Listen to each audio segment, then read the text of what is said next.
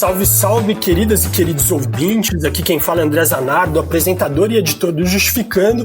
Mais um episódio começando, sempre transmitido às segundas-feiras, 9 horas da manhã, na Rádio Brasil Atual, 98.9 FM, para você que está em São Paulo e região. E claro, a gente está sempre aí disponível toda semana para você escutar a hora que você quiser no seu player de podcast. Se você quiser também, já aproveita, como a gente sempre fala, adiciona a gente nas redes sociais, porque a gente lá te dá um lembretinho de quando tem programa novo, tema da vez. Isso pode te animar e faz com que a gente se encontre aí toda semana e ninguém esqueça de ninguém. Não é isso? E aí, Mabô, como é que você tá? Trouxemos gente boa hoje para começar, né? Fala, galera! A gente tem gente boa hoje no programa, um timaço que a gente conseguiu montar aí com a ajuda da nossa equipe. E a gente também tem uma notícia muito feliz sobre uma das nossas colunistas, a Sheila de Carvalho. A Sheila entrou pro time do Justificando esse ano, ela tem colaborado com vários dos nossos programas, tem sido uma honra pra gente ter ela na equipe. E ela apareceu em nada mais, nada menos do que a coluna da Mônica Bergamo por conta de um feito ilustre. Ela recebeu o prêmio de Most Influential People of African Descent. Em tradução para o português, é um prêmio de pessoa mais influente de descendência africana. É isso aí. Então, esse foi um prêmio aí concedido pela ONU, né, que reconhece ela como uma das negras mais influentes do mundo. A Sheila foi vencedora na categoria humanitário e se destacou aí entre as 100 pessoas mais influentes do mundo, com menos de 40 anos, na defesa e promoção dos direitos humanos. A gente fica muito feliz, né, Mabô? Pois é, a nossa colunista está num seleto grupo de brasileiros que já receberam esse prêmio, que inclui os atores Lázaro Ramos, Thaís Araújo, a escritora Djamila Ribeiro, entre outras figuras ilustres de peso. Então fica registrado o nosso parabéns em nome do Justificando. Parabéns, alegria, reconhecimento aí mais que merecido da Sheila, ela que foi super ativa na advocacia, na militância, merecidíssimo. Pois bem, alegria compartilhada com os ouvintes, vamos para a agonia dessa semana, risos de nervoso, com as sessões do Supremo. Eu acho que a mídia catapultou novamente esse populismo penal. Eu não sou do direito, fiquei zonza com o malabarismo que fizeram com o julgamento do André do Rap e também ficou bem nítido. Acho que o modo como o Moro conseguiu entrar nessa, não sei, voltar à discussão da prisão da segunda instância. Não sei, André, qual que foi a sua impressão? Sim, então, olha, eu não vou entrar muito no assunto não, porque inclusive a gente está aí com convidados preparadíssimos para descer a lenha nesse assunto. Mas assim, por cima, para não deixar barato, eu acho que o Fux segue aí com o seu populismo penal de sempre, né, jogando politicamente, de forma vaidosa, ainda dentro da agenda lavajatista, né? E essa agenda se tornou tão popular que, quando traz um caso extremado, como de um líder do PCC, fica difícil para os outros ministros que também parece que precisam de uma aprovação popular, né? Para ter uma postura corajosa e garantista do direito, né? Aí deu no que deu, né? A STF está enfraquecendo a sua institucionalidade, colegiada principalmente, e eu acho que é tão ruim deturpar essas garantias constitucionais aí, quanto deturpou também as prisões provisórias. Mas eu quero mesmo escutar esse timaço aí, que entende direito penal e processo penal a fundo, né? Bom, para ajudar a gente a entender esse quiprocó, a gente convidou a Ana Cláudia Pinho, que é doutora em Direito, professora de Direito Penal da Universidade Federal do Pará, coordenadora do Grupo de Pesquisa Garantismo em Movimento e promotora de Justiça Criminal do Pará. Seja muito bem-vinda, Ana. Oi, obrigada, gente. Um prazerzão estar aqui com vocês. Valeu, Ana. E para somar nesse bate-papo junto com a Ana Cláudia, a gente tem aqui o professor Maurício Dieter, que é professor lá do Departamento de Direito Penal e Criminologia da USP. Ele coordena o Centro de Pesquisa e Extensão em Ciências Criminais da Faculdade de Direito da USP também. É mestre e doutor pela Universidade Federal do Paraná e pós-doutor pela Universidade do Estado do Rio de Janeiro. Advogado criminalista, como muitos sabem, com escritório aqui em São Paulo e Curitiba, e atualmente ele coordena o departamento de Amicus Curiae do IBCCRIM. Seja bem-vindo, Maurício, uma honra tê-lo aqui pela primeira vez no nosso podcast. Muito obrigado, camaradas. Eu aproveito para dizer obrigado, camaradas, porque é uma designação livre de gênero, aparentemente, né? Somos todos. Prazer desde logo estar aqui. Muito bom, vou usar isso também. Gente, o programa hoje vai ser babadeiro, porque além desses dois, temos nosso colunista maravilhoso, Rubens Casara, auxiliando na mediação do debate. O Rubens é juiz do Tribunal de Justiça do Rio de Janeiro, mestre em Ciências Penais, doutor de Direito. Ele ajudou a compor essa mesa aqui quando a gente teve a ideia de fazer esse programa. Chega junto, Rubens. Agradeço o convite para participar desse bate-papo, para entrevistar esses dois fantásticos professores. Então, desejo aí um grande programa para o ouvinte, para todos os camaradas, para aproveitar também a expressão sugerida pelo Maurício. Aí, Rubens, você tem um papel importantíssimo aqui de dar uma espremida nas perguntas. Fica à vontade aí para colocar toda essa potência em jogo. Podcast Justificando começando, partiu arrumar casa, roda a vinheta.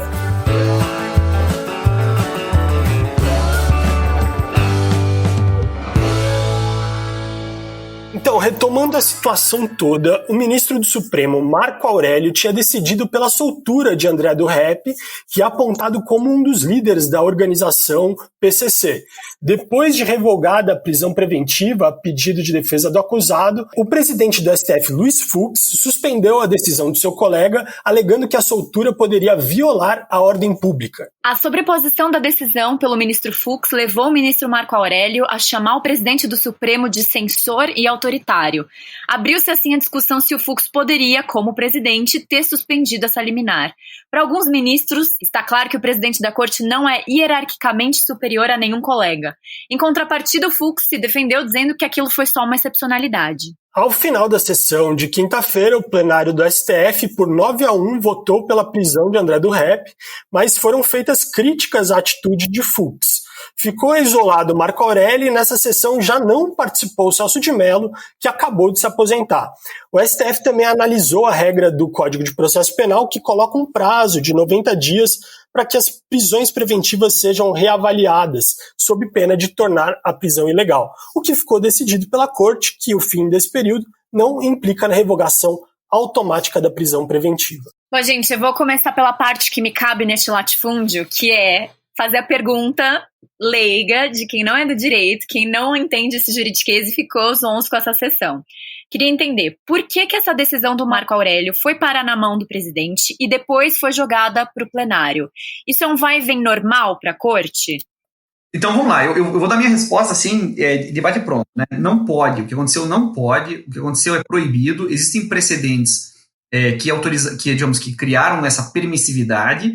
Basta lembrar, por exemplo, a decisão do desembargador Favetto em relação ao ex-presidente Lula durante o plantão, né, que foi suspensa a decisão liminar pelo presidente do Tribunal Regional Federal da 4ª Região a pedido do ex-juiz, ex-ministro Sérgio Moro. Também aconteceu com uma decisão do ministro Ricardo Lewandowski, pelo ministro Marco Aurélio, que foi suspensa pelo então presidente ministro Dias Toffoli. E qual que é o pretexto jurídico que eles usam? Eles mencionam o artigo 4º da Lei 8.437 de 92, que eu já antecipo, é uma lei muito perigosa, porque ela permite uma barganha política, principalmente entre governadores e presidentes de tribunal. É uma lei que remete à data, né, da sua promulgação em 92, que cria condições para evitar que certas políticas públicas, que certas decisões políticas sejam contestadas por meio de ações civis públicas e ações também dessa natureza. E ela, em tese, né, se você lê o artigo 4º contextualmente nessa lei, você vai ver que ela não se aplicaria para habeas corpus, tá? Porque ela exige, em toda a sua redação, que você tenha a afetação de uma pessoa jurídica de direito público interessada. E como vocês sabem, no habeas corpus, né, não existe uma pessoa jurídica de direito público interessada, existe um pedido de ordem constitucional contra uma ordem ilegal por parte da autoridade pública, mas não é contra a pessoa jurídica de direito público, porque não existe aí rigorosamente uma pessoa jurídica de direito público interessada na ação de habeas corpus. Então, já aconteceu no passado, não devia ter acontecido no passado, voltou a acontecer. Pelo menos, né, alguns ministros, como o ministro Gilmar Mendes e o ministro Ricardo Lewandowski, na sessão de ontem, fizeram constar explicitamente de que isso não poderia ter acontecido. Mas daí ficou estranho, porque disseram, olha, o presidente não pode afastar a decisão liminar dos seus colegas ministros, porém, como está em discussão o mérito do habeas corpus, eu vou votar no mérito, né? Mas, porque eles consideravam que não estava em discussão a suspensão da liminar, estava em discussão o mérito do habeas corpus. Né? Mas, enfim, seja como for, isso é invencionice, né? Não existe essa competência recursal extraordinária do presidente do tribunal, seja inclusive do Supremo Tribunal Federal, em relação aos seus colegas. Mas isso, de uma forma ou de outra, como você disse aí, aconteceu lá, por exemplo, com o Lewandowski, quando ele autorizou a entrevista do Lula, quando o Lula estava preso, e aconteceu propriamente tendo o Fux, né, que na época ele era um presidente temporário ali, que ele estava cobrindo a ausência do Toffoli. E assim, agora mal entrou no STF, ele fez a mesma coisa com o ministro Marco Aurélio. Então, se isso não vale, mas aconteceu e surtiu efeito, seria isso tipo uma medida de exceção reconhecida e praticada por quem devia ter a função de coibir isso? Ô, Ana, queria te escutar um pouco sobre isso. Então, eu acho que aí o Maurício já deu o panorama mais objetivo, jurídico, de tudo que se passa. Realmente essa lei, ela não se direcionava ao habeas corpus, isso foi dito inclusive no voto do ministro Gilmar. Salvo engano, ele mencionou que ele teria sido, entre aspas, um dos criadores até, de quem teria ajudado a fabricação dessa lei, que dizia respeito a outro tipo de situação. Me parece que a própria estrutura do Supremo Tribunal Federal, com esse tipo de poder na mão da presidência e decisões monocráticas a miúde, no momento em que ele não funciona como órgão colegiado, favorece esse tipo de situação. E eu acho que isso tudo também está num contexto maior, gente, que eu acho que a gente precisa atentar, que tem a ver, inclusive, com o julgamento do mérito desse habeas corpus, que é essa cultura, esse ranço autoritário que a gente tem dentro do próprio Poder Judiciário. Porque eu fico me perguntando se fosse o inverso. Eu fico me perguntando se fosse uma situação, por exemplo, para soltar alguém e não para prender. Se efetivamente o presidente da corte teria, entre aspas, avocado isso e tomado uma decisão desse jaez, entende? Urgência, né? Eu queria fazer uma pergunta para os dois, na realidade. O que esse julgamento diz do Supremo Tribunal Federal? Está faltando coragem para fazer cumprir a Constituição Federal, para fazer cumprir as legislações que vão na contramão da opinião pública, que muitas vezes não passa de um reflexo da opinião publicada pelos meios de comunicação de massa? Olha, é difícil medir coragem, assim, nós já vimos, né, vários ministros tomarem decisões não um pouco polêmicas. Por exemplo, não faltou coragem ao ministro Luiz Fux para engavetar, né, a discussão sobre a legalidade e a constitucionalidade do auxílio moradia. Né? Então, assim, essa ele matou no peito, né, e garantiu uma decisão que beneficiou dezenas de milhares de juízes Brasil afora. Então, assim, coragem para isso não faltou. Para cumprir a Constituição, a gente tem uma minoria, a mínima minoria, né, na discussão, por exemplo, sobre a exigência de trânsito em julgado para execução da pena. Também, enfim, não faltou coragem, mas ficou assim, não faltou, mas também não sobrou, né?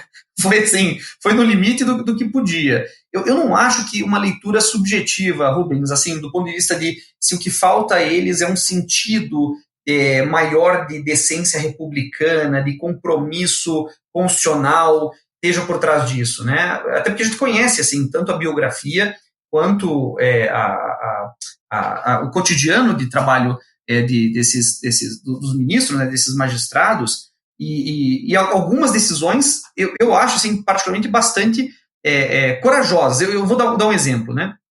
O ministro Luiz Edson Fachin, que do meu ponto de vista erra quase todas as decisões que ele toma em matéria penal, tomou uma decisão que impede que a polícia no Rio de Janeiro, durante a pandemia, execute operações de característica de intervenção militar, né, que geralmente terminam em homicídio, em morticínio, né, em ações extremamente violentas. E essa é uma decisão bastante corajosa, porque ele está limitando diretamente o estado de polícia. Então, se ele pode fazer isso, se ele pode concretamente, né, segurar um pouco uma polícia muito vocacionada a matar, não é porque lhe falta coragem. Então, talvez a leitura subjetiva, né, do que está por trás da motivação não seja uma chave de explicação assim tão fácil. Não sei, penso, né? Obrigada, Rubens, pela tua pergunta. E aí me lembro até das coisas que tu escreves, né, do processo penal como espetáculo, por exemplo. Me parece que o que está por trás também disso, o que é que essa decisão diz sobre o Supremo, de um modo geral, o que é que essa decisão diz sobre o Poder Judiciário e o Ministério Público no Brasil, que são instituições conservadoras. Então existe, e não é de hoje, uma ideia de se jogar para a plateia, né, uma ideia de que, isso foi dito inclusive por ministro do STF, o próprio Barroso já falou dessa história de ouvir a voz das ruas, e não foi o único. Então me parece que aqui está um problema que a gente precisa insistir, nós do direito, né? O direito, ele é a linha demarcatória entre a civilização e a barbárie, né? Parece que o ponto-chave aí está nessa falta de compreensão que o Poder Judiciário ele tem que ser contramajoritário. Enquanto ele entender o contrário, enquanto ele achar que ele deve atender a uma suposta opinião publicada, a Constituição jamais vai ser levada a sério.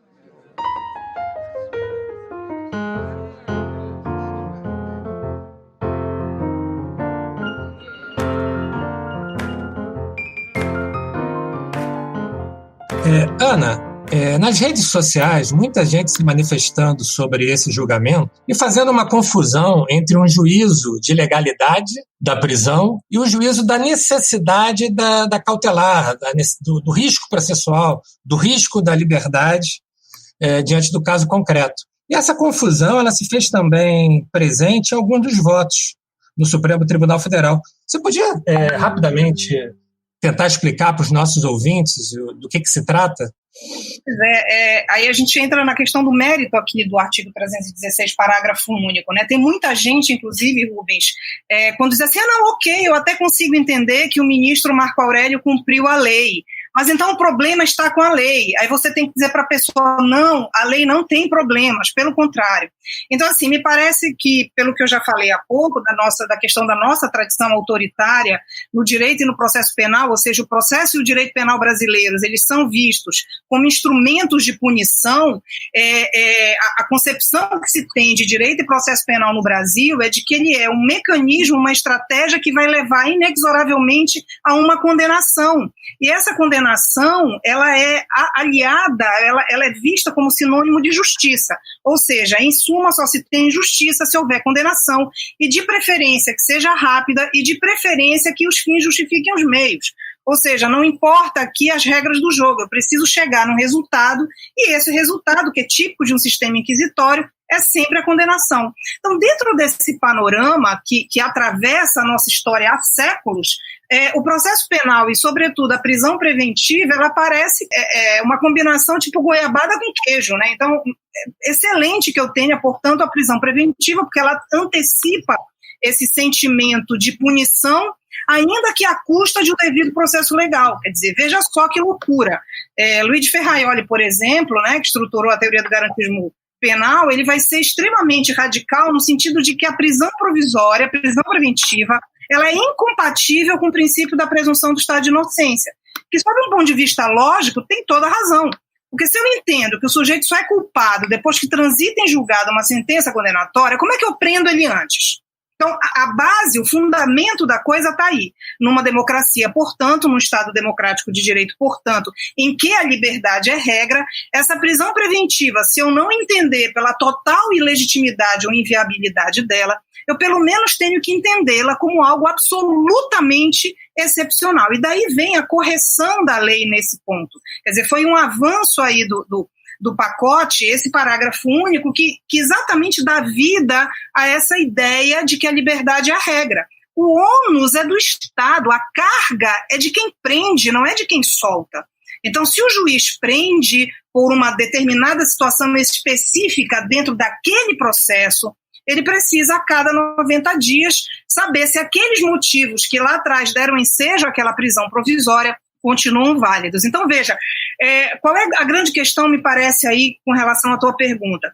Isso é um fato. Eu não estou dizendo aqui que não se vai admitir a prisão preventiva. A gente tem um sistema de justiça criminal que admite a prisão preventiva. Ok. O que eu estou querendo dizer é que isso deveria ser visto como exceção dentro do sistema democrático de justiça criminal. No momento em que a lei importa ao juiz ou implica o juiz nessa autorresponsabilidade, dele dever olhar para esse prazo, Nesse momento aqui, ela está deixando clara a excepcionalidade da medida extrema. Quando o ministro Marco Aurélio, então, entende que, nesse ponto, a sanção trazida pela lei deve valer, ou seja, a prisão se tornou ilegal, nada mais ele fez do que, obviamente, cumprir a lei. Então, aqui, o que tinha que ter sido feito? Alguém errou nessa história, né? Ninguém colocou nas redes sociais a responsabilidade do juiz que emitiu a ordem ou do membro do Ministério Público que deixou de zelar por isso. É possível, sim, que fosse necessário, que fosse cabível a prisão preventiva nesse caso concreto, mas é um caso concreto. E o que é que o plenário da Corte fez? Ela levou esse caso concreto para uma situação genérica, né? E por conta disso esvaziou todo o conteúdo garantista dessa lei. Não sei se eu te respondi. Aproveitando esse último gancho que a Ana estava mencionando em relação à prisão e à regra dos 90 dias, por que revisar a prisão a cada 90 dias é importante? E eu queria também saber, porque teve uma discussão que as pessoas estavam falando, mas esse cara era um criminoso da maior gravidade. Depende do tipo de crime que a pessoa praticou ou essa regra sempre se aplicou para qualquer pessoa? Olha, eu acho que perguntar por que deve ser revisada a necessidade de alguém ficar preso, bastaria perguntar alguém preso, né? No sentido de saber, faz sentido, depois de 90 dias, não ter ainda conseguido, ainda que de maneira antecipada, acumular as evidências necessárias para a instrução do processo? Então, assim, o prazo de 90 dias ele é absolutamente razoável para assegurar que não persistam os motivos que podem determinar a excepcional prisão preventiva. Porque vamos lá, dentro da retórica da prisão preventiva, né, garantia da ordem pública, da ordem econômica, conveniência da instrução criminal, etc., a verdade é a seguinte, a prisão processual ela só pode ser admitida se o preso é uma ameaça concreta para os outros ou para si mesmo, se ele fugiu ou se foi descoberto um plano de fuga e é impossível evitar a fuga por meio de tecnologia ou outro meio, ou se ele está destruindo ou em condições de destruir evidências que ainda metidas a contraditório e que estejam em poder da autoridade pública. Então, esses seriam os motivos concretos que autorizariam alguém a ser detido provisoriamente até o início da instrução processual. Fora dessas hipóteses, né, que, veja, qualquer uma delas, para que dure mais de 90 dias, tem que ser uma situação calamitosa, né, porque em que medida uma pessoa vai ser uma ameaça concreta para outros ou para si mesmo depois de 90 dias, a não ser que exista nova evidência disso, né? Em que possibilidade uma pessoa tem de destruir provas, evidências, né, que podem ser transformadas em provas em contraditório dentro desse prazo. Então, e aí, tudo bem, esses são os argumentos legais. Mas do ponto de vista da política criminal, considerando a quantidade de presos processuais que nós temos no carcerário, acho que a questão é uma medida político-criminal que precisa atenuar o estado de coisas inconstitucional que caracteriza o nosso sistema carcerário, filaxia, né? Então, assim, seja pelo senso comum, seja pela literalidade da lei, acho até o prazo de 90 dias muito demorado, né? O que custa para um juiz que determinou que alguém fique preso em condições desumanas ter pelo menos a dignidade de revisitar isso a cada 3 meses, né? Me parece que é uma obrigação do poder público que prende cuidar para que isso não se reproduza por estritamente mais tempo do que o necessário. Acho, inclusive, o prazo de 90 dias um prazo muito longo, né? Acho que a prisão processual deveria ser revisitada pelo menos a cada quinzena, porque não é brincadeira ficar preso numa delegacia, numa cadeia pública, num centro de detenção provisória no Brasil. Normalmente, o lugar onde eles ficam e as condições que eles ficam são lesões a direitos humanos mais graves do que as acusações que eles têm contra si. Deixa eu só checar uma coisa para ver se eu entendi corretamente. Agora, com o que aconteceu no STF, caiu por terra? Não vai mais ter essa regra mesmo dos 90 dias? A regra permanece, né? Só que a regra, esse prazo de 90 dias, ele não produz o seu efeito, entre aspas, sancionatório. A ausência de decisão, que é a omissão de jurisdição, deveria provocar, caracterizar a prisão como ilegal, né? Agora, dias é uma espécie de recomendação, de orientação, e deixa de ser uma determinação legal por puro ativismo, né, por pura arbitrariedade, que retirou o caráter cogente de uma determinação legal absolutamente cristalina.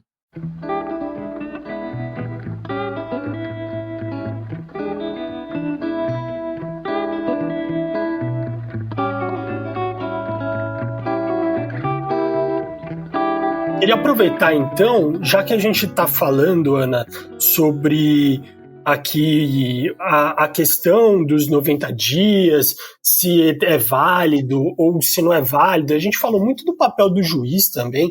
Você trouxe, Ana, sobre o papel do juiz, o papel do Ministério Público.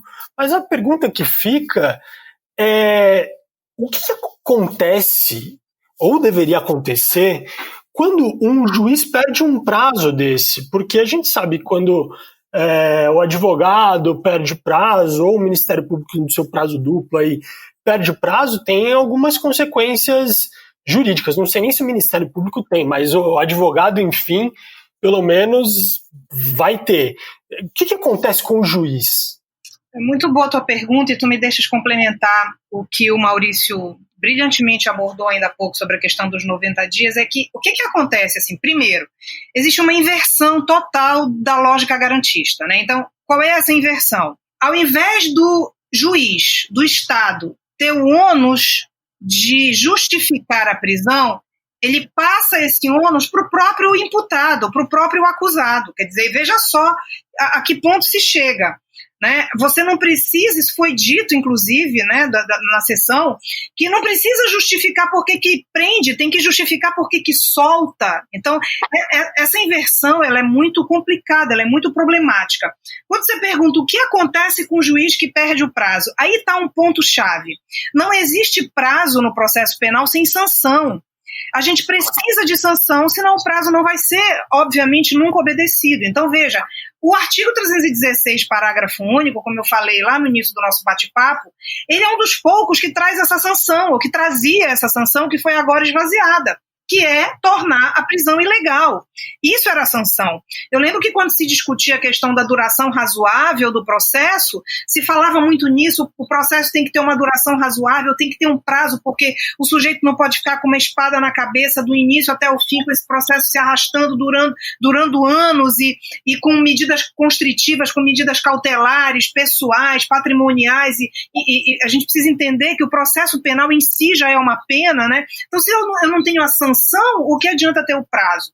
Então, agora, com a decisão do plenário, isso se esvazia, né? Obviamente vai ser cumprido por uma boa parte dos juízes Brasil afora, e, como falou o Maurício, isso vai virar meramente uma recomendação. Quer dizer, a tese que foi fixada no plenário da Corte é que o prazo, em tese, ele permanece, porém, deve o juiz competente ser instado a reavaliar. Quer dizer, dá a entender que é o próprio acusado que chega lá: seu juiz, por favor, você pode reavaliar minha prisão, fazendo favor, fazendo a gentileza, já que você não está obrigado a cumprir o prazo. Então, veja, o que acontece a consequência disso é um rombo na democracia, é um rombo no sistema de garantias, e infelizmente a gente sabe que do ponto de vista institucional, né, do ponto de vista dos órgãos correicionais, coisas até mais graves foram feitas, e a gente sabe de tudo que ficou claro para nós da Operação Lava Jato, e a gente sabe que os órgãos correcionais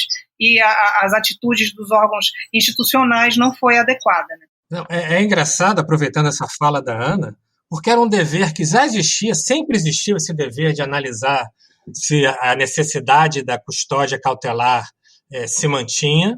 Ele não era cumprido, aí o legislador estabelece uma sanção diante do fato de que esse dever não era cumprido, e agora o Supremo Tribunal Federal, no ativismo judicial, retira essa sanção. Eu queria perguntar agora para o Maurício o que ele acha que é possível fazer para a comunidade jurídica, o que é possível fazer diante desses últimos acontecimentos, desses últimos julgamentos do Supremo Tribunal Federal. Ele, como professor, como advogado, o que ele sugere? Como que a sociedade deve reagir a essa nova feição, a esses novos procedimentos, a essas novas técnicas que estão se desenvolvendo no Supremo Tribunal Federal?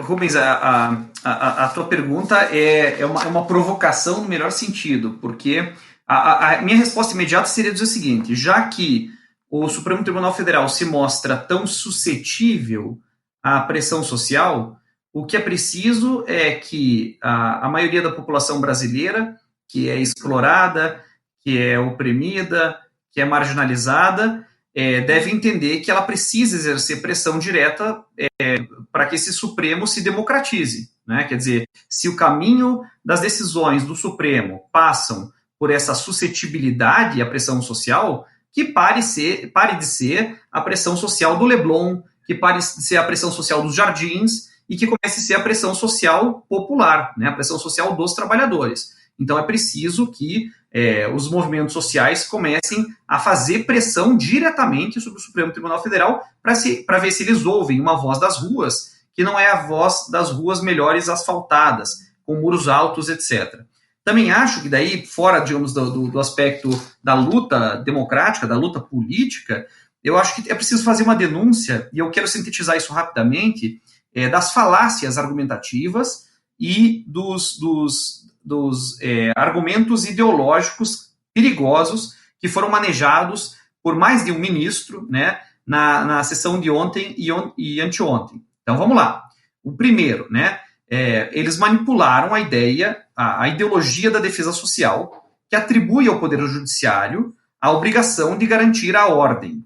Eles confundem, então, a segurança da população com a missão do Judiciário, que é a segurança dos direitos, né? Então, ele, ao assumir um compromisso com uma ordem que se afasta da legalidade estrita e que é condição do poder democrático do Judiciário, que não é eleito e, portanto, só é democrático e só é poder na medida em que respeita a soberania do Legislativo, eles estão aqui se embrenhando ideologicamente nos piores exemplos, né, que já orientaram sistemas de justiça criminal de um passado recente e associados ao fascismo.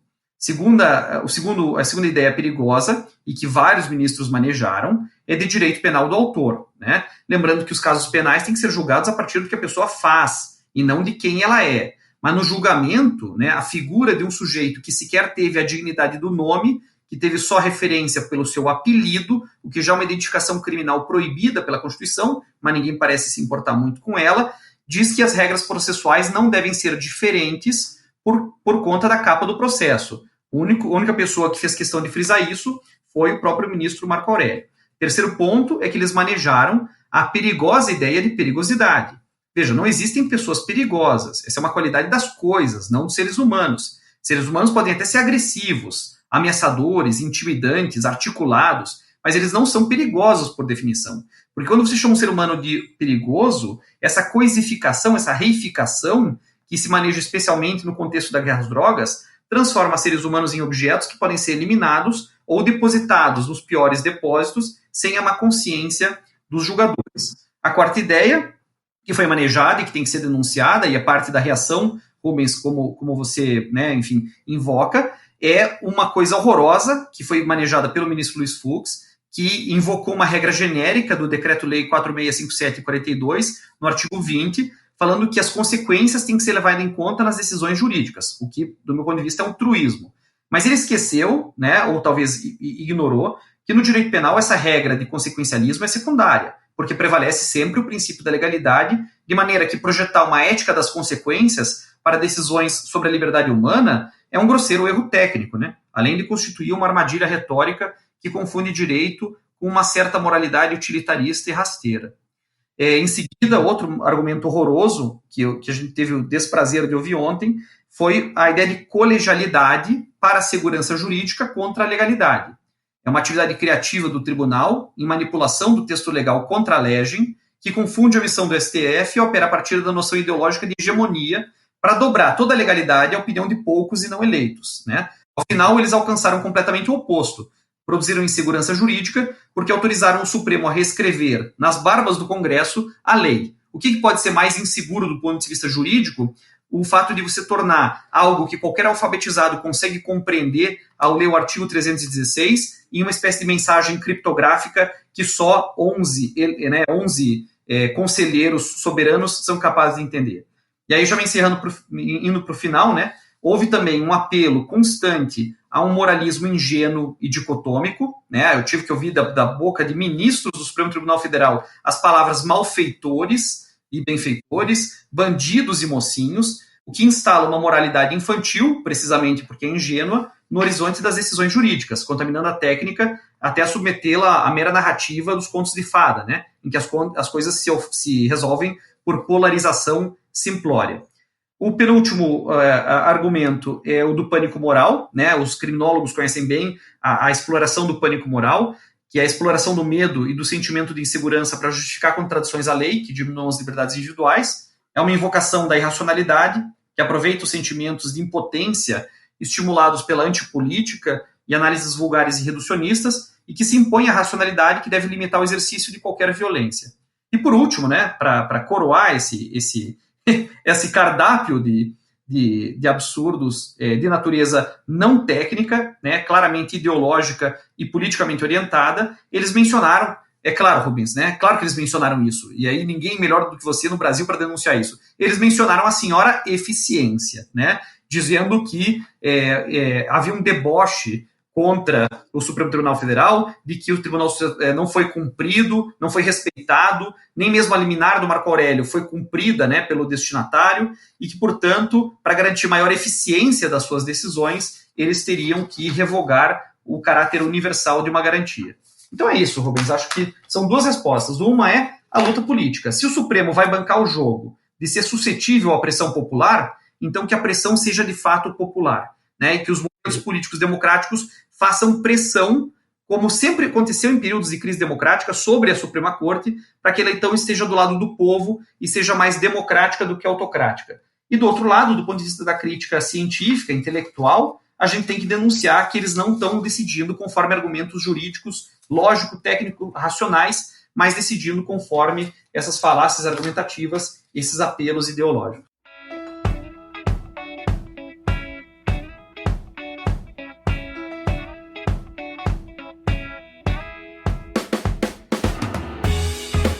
E eu já queria, assim, já como última pergunta, só para a gente finalizar, que eu acho que a gente abordou bastante aqui o tema, conseguimos cobrir o assunto de hoje, eu queria passar essa pergunta para a Ana. Eu sei que, de alguma forma, foi abordada aí pelo Maurício, mas, voltando lá para o início, a gente viu que o Gilmar Mendes, ele criticou a ideia de limitar o poder dos ministros da corte a analisarem monocraticamente os pedidos de decisão liminar.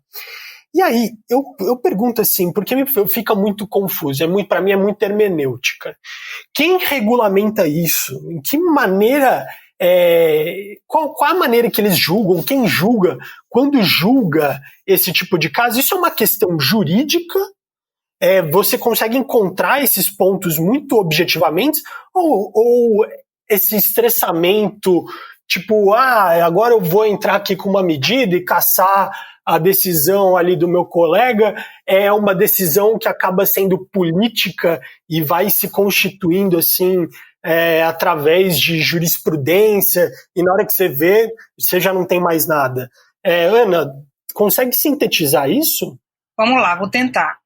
O Maurício respondeu a tua pergunta lá na primeira manifestação dele, e eu não queria mais voltar para não ser repetitiva, quando ele falou da questão daquela lei de 92, que na verdade ela foi mal utilizada, mas acho que tem uma questão aqui por trás importante.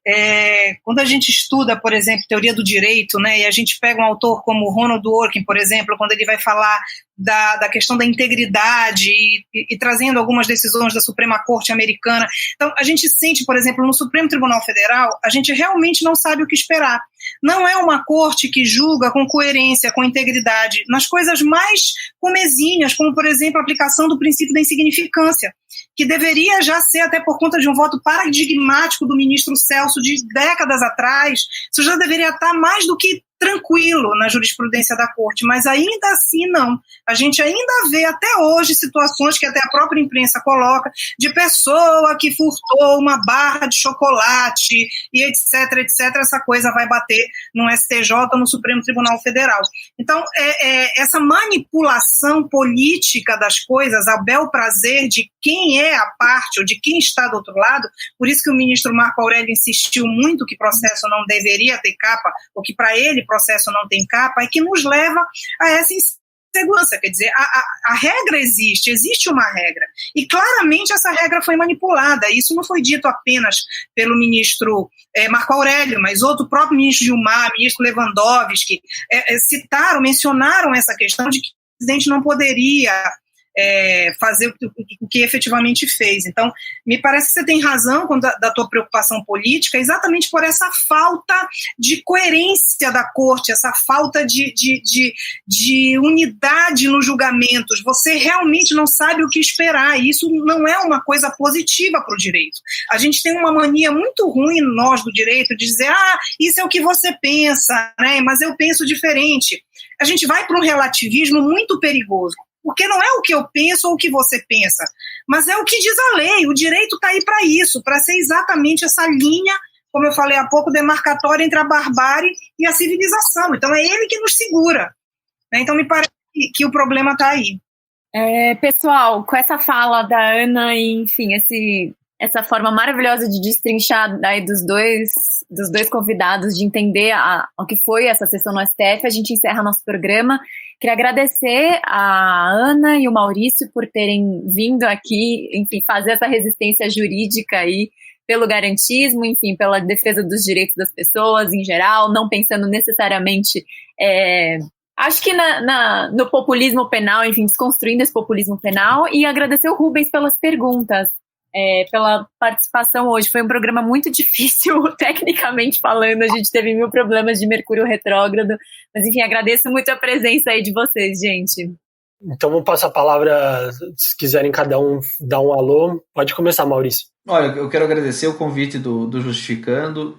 Fico a me perguntar aqui por que a gente não conversou antes, né? Mas antes do que nunca, né? É um prazer participar aqui. Entendo a importância que o Justificando tem para pelo menos estabelecer uma matriz, né? Uma fonte contra-hegemônica desse consenso que diminui o direito ao suportar a validade e a própria racionalidade das decisões jurídicas a partir do praticismo, né? A partir da ideia de que a burocracia forense é que produz o direito. Não, o direito ele tem que estar submetido a um controle técnico que é apenas uma dimensão da sua matriz democrática, da sua matriz soberana, né? Que expressa a vontade popular, da qual a Constituição cristaliza um sentido histórico que aponta para uma nova forma de convívio social que não seja ditatorial, que não seja de opressão política sistemática.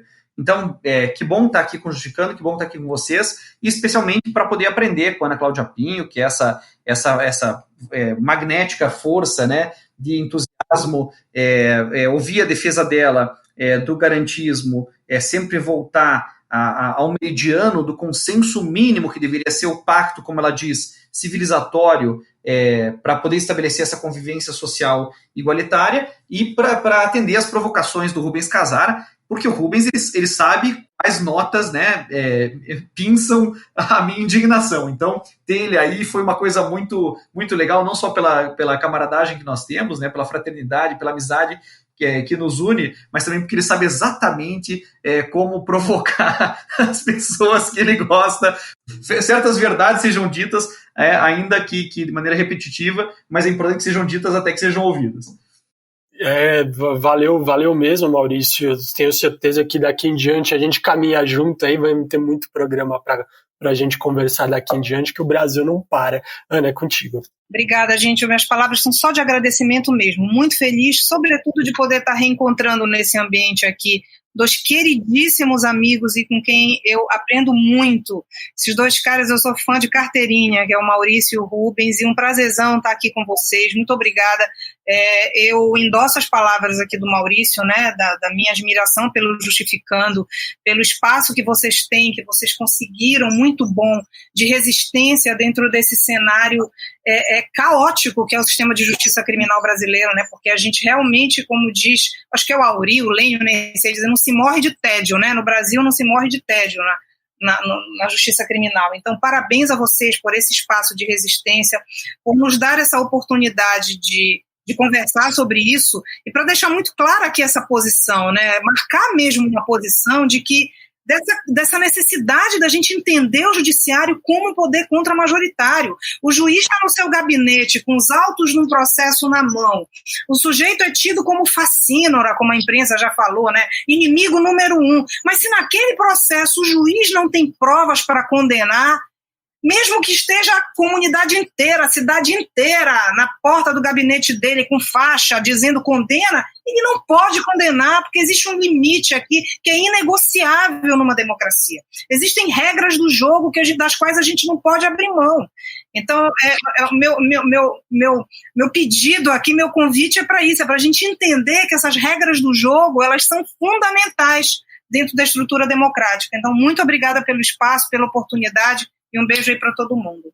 Só mandar um beijão para essas duas pessoas que eu adoro muito, que é a Ana e o Maurício. Só amor nesse programa. Para terminar, Rubens, te cortei. Não, era isso, era só mandar um beijão mesmo. A gente não pode morrer, a gente não pode morrer nem de tédio, nem de falta de amor, né?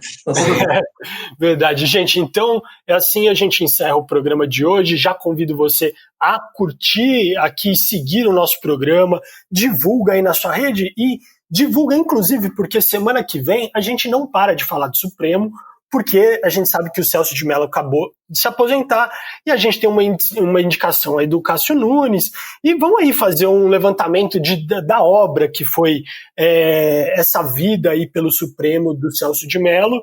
Vamos fazer um levantamento, pontos positivos, pontos negativos, e o que esperar desse Cássio Nunes, se é que ele vai entrar? A gente não sabe, é sobre isso que a gente conversa na semana que vem.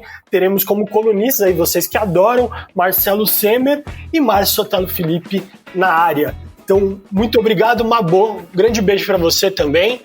Tamo junto? Tamo junto, gente. Até semana que vem. Valeu, gente. Um abraço.